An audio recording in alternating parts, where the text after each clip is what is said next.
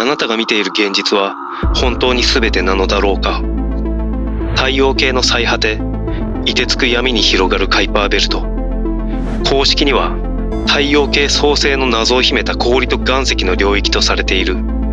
しかしその静寂の裏には我々の想像を超える秘密が今なおうごめいているとしたらどうだろうか。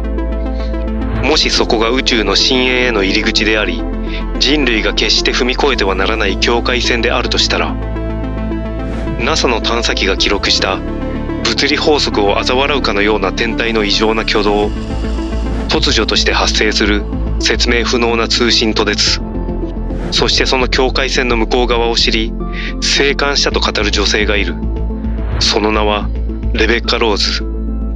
彼女が抱える20年間の失われた記憶と禁断の真実、その衝撃的な証言はカイパーベルトが人類の歴史よりもはるかに古く強大な存在との見えざる境界線であることを痛ましいまでに示唆している。それはまるで宇宙の深淵に引かれた一本のラインだ。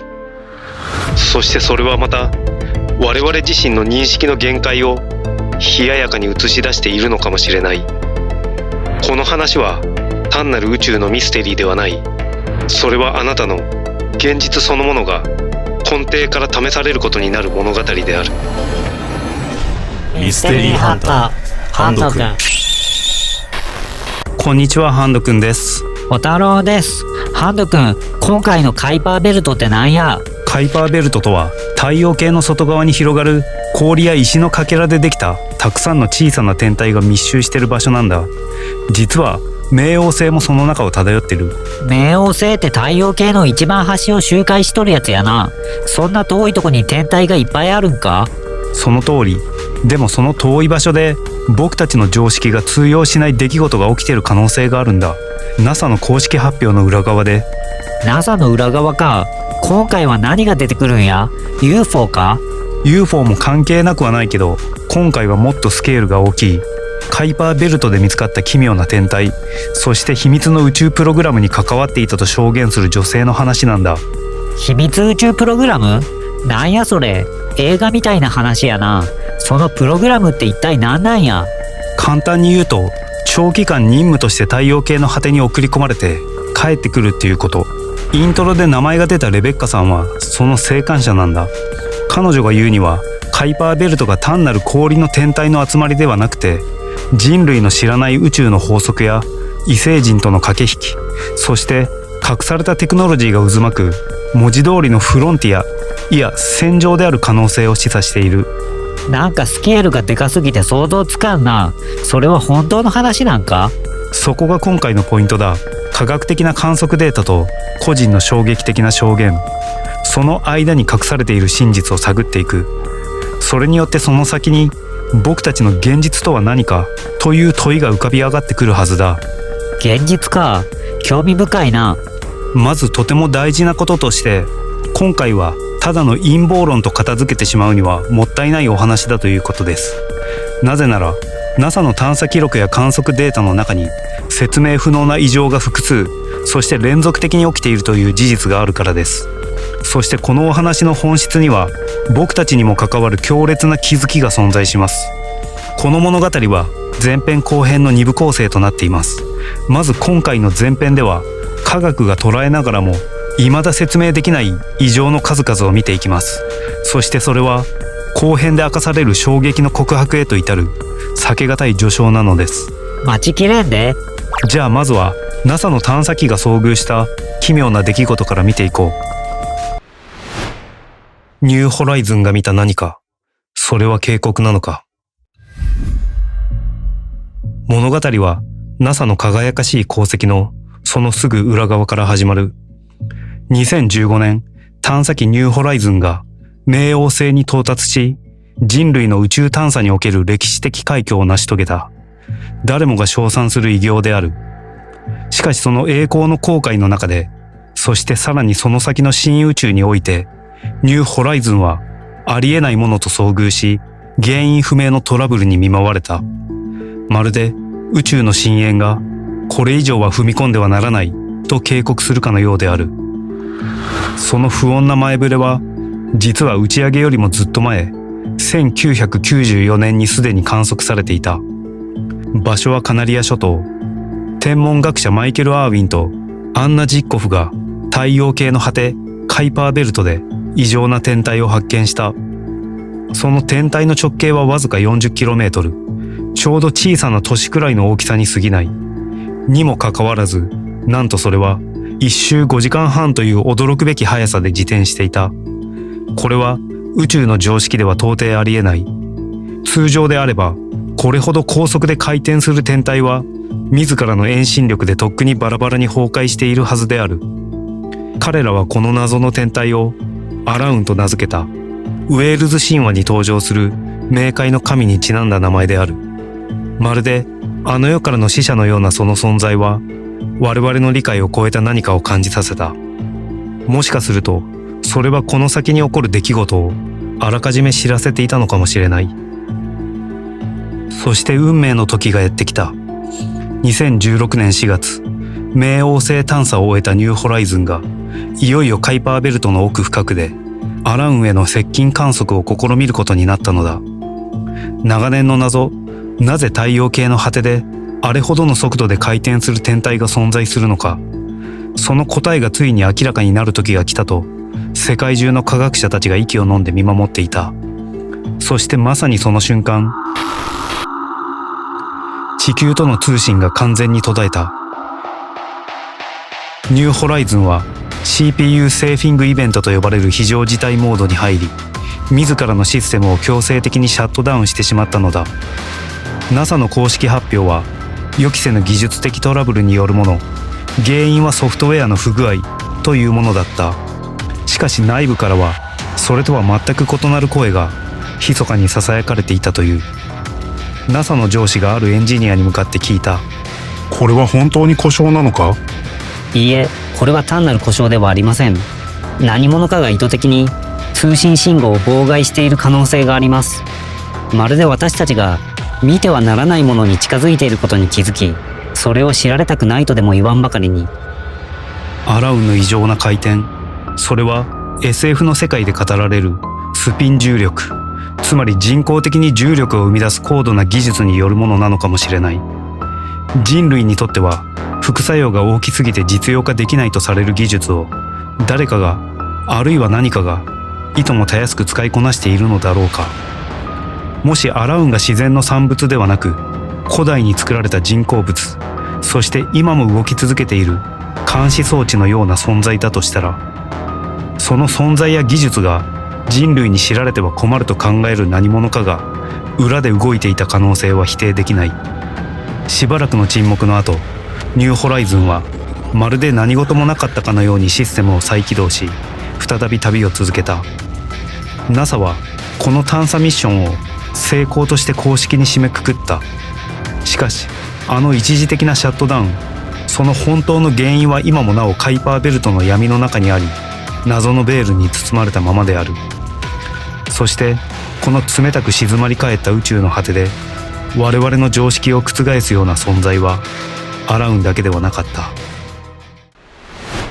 カイパーベルトの異常な天体。カイパーベルト、それは海王星の軌道を超えた太陽からおよそ45億キロメートルから70億キロ以上にも広がる広大なドーナツ状の領域である。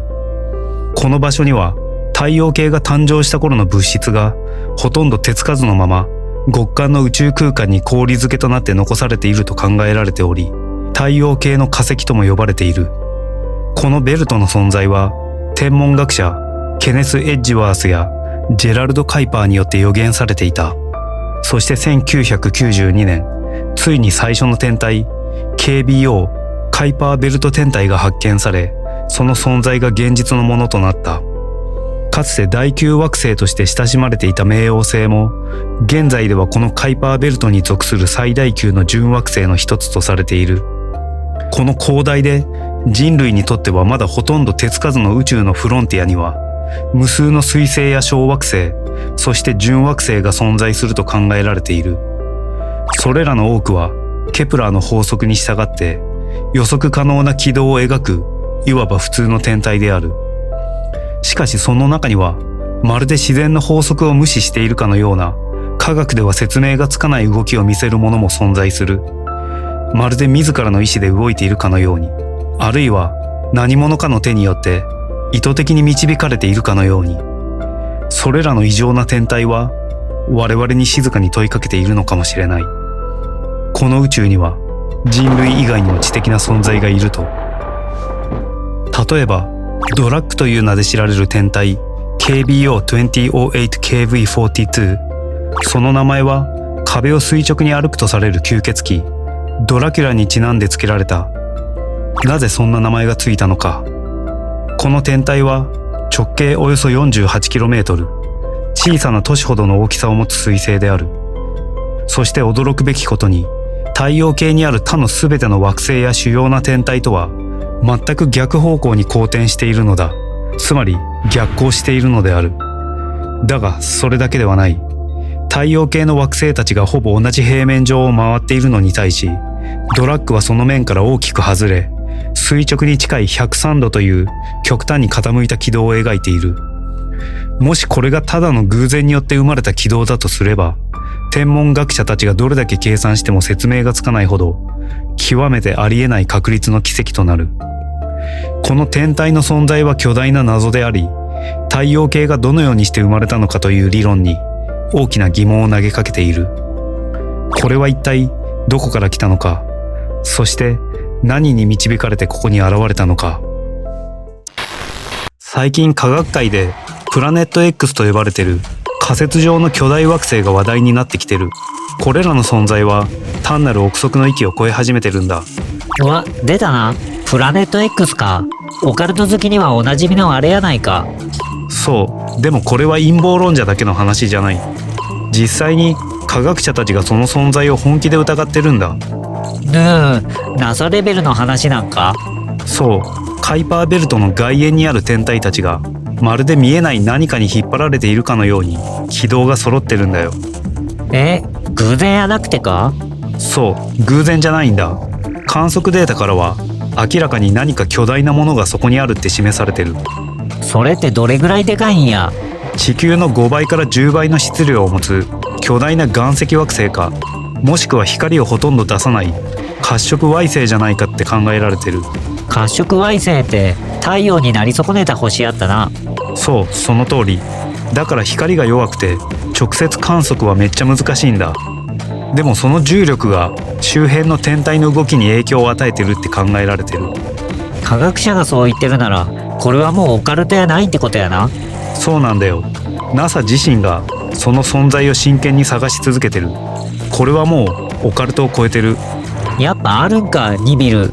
アヌンナキの故郷って言われてたあの惑星やな。その説も根強いな。古代シュメール神話に出てくる人類を奴隷として創造したとされる神々アヌンナキ、その拠点がこの謎の惑星だっていう話。このアヌンナキについてはハンド君の過去動画とセカンドチャンネルで詳細に取り上げています。ぜひご覧ください。でもそれって科学的には証明されとらんのやろ？現時点ではニビルイコールプラネット X という証拠はない。ただしトップレベルの科学者たちが太陽系のまだ見ぬ構成員について真剣に議論しているという事実、これ自体がすでに常識が揺すぶられ始めてるよな。いや、これはワクワクするな。まだ太陽系に何かが潜んでるってことか。カイパーベルトに刻まれた説明不能な数々の異常。高速で自転する冥界の神アラウン。太陽系の法則を無視し逆走する彗星ドラッグ。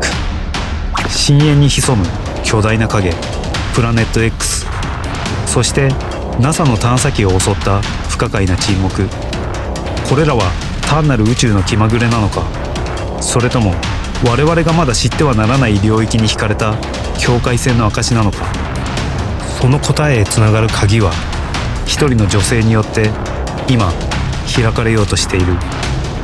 レベッカ・ローズが語る封印された20年間の記憶。それはあなたの想像を絶する禁断の領域。子供時代の誘拐、月面基地での非人道的な訓練、グレイ、マンティッド、そして恐怖の支配者ドラコニアンとの遭遇。秘密宇宙艦隊ダークフリートでの戦闘、消された記憶、歪められた空間、20&バックプログラムの戦慄すべき全貌。彼女の告白は真実か狂気か。もしこれが真実なら、あなたが信じるこの現実は根底から覆されることになる。宇宙の深淵と隠蔽された人類史の裏側。次回あなたは真実の目撃者となる。